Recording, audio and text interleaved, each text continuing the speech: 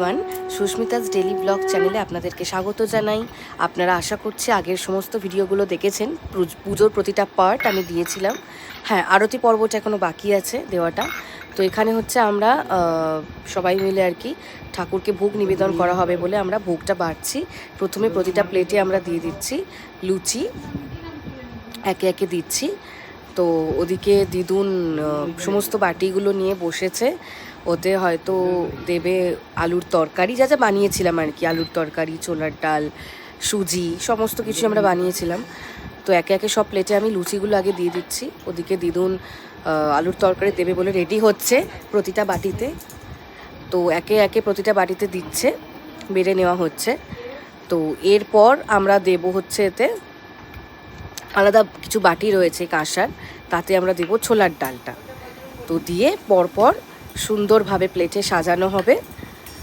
আশা করছি আপনাদের আমার চ্যানেলের ভিডিও ভালো লাগে। তো ভালো লাগলে অবশ্যই কিন্তু লাইক, কমেন্ট, শেয়ার করতে ভুলবেন না। আর অবশ্যই সাবস্ক্রাইবটা করে দেবেন। তো বাটিতে তরকারি দেওয়াটা কমপ্লিট হলো।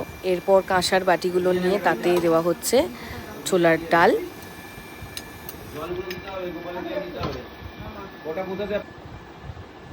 এদিকে ঠাকুরকে ভোগ নিবেদন করা হবে বলে জায়গাগুলোকে রেডি করা হচ্ছে।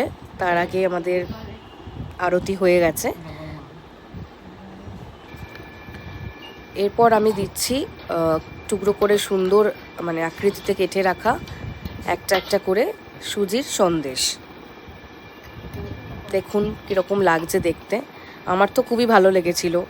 মানে ঠাকুরের ভোগের স্বাদ তো খুবই সুন্দর হয়, তাছাড়া সুজিটাও খুবই ভালো হয়েছিল। তো একে একে প্রতিটা ঠাকুরেরই থালায় আমরা দিচ্ছি। এখানে আমি সাজাচ্ছি ছোলার ডালের বাটিগুলো, থালার ওপর রাখলাম।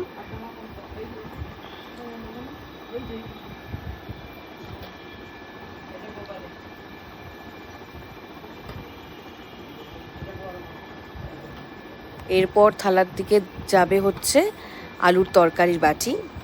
দেখতে বেশ ভালোই লাগছে। আপনাদের কীরকম লাগছে সেটা কিন্তু অবশ্যই কমেন্ট করে জানাবেন।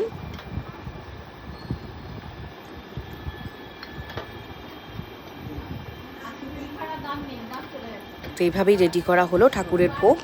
এরপর ঠাকুরকে নিবেদন করা হবে।